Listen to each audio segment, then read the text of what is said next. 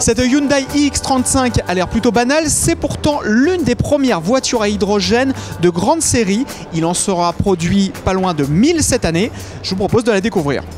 Alors pour commencer, petit rappel, cette voiture à hydrogène utilise une pile à combustible, c'est-à-dire qu'elle consomme de l'hydrogène pour fabriquer de l'électricité et alimenter un moteur électrique. Donc elle se comporte comme une voiture électrique, mais son autonomie est nettement supérieure. Mais ici, grâce à la réserve d'hydrogène qui est située au niveau du coffre, on a une autonomie de 600 km.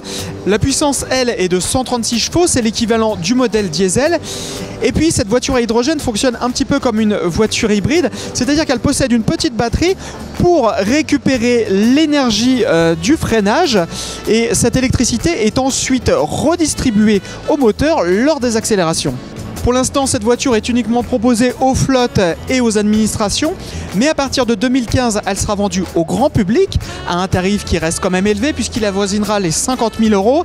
C'est cher, mais dans le cas de pays où les taxes sur les motorisations thermiques sont très élevées, son prix final devrait être compétitif avec les versions thermiques. C'est notamment le cas des pays nordiques et de la Norvège où Hyundai espère y trouver d'importants débouchés. En vidéo également sur Dailymotion YouTube et en podcast iTunes. Retrouvez-nous sur Facebook /Cartech et sur Twitter @Cartech.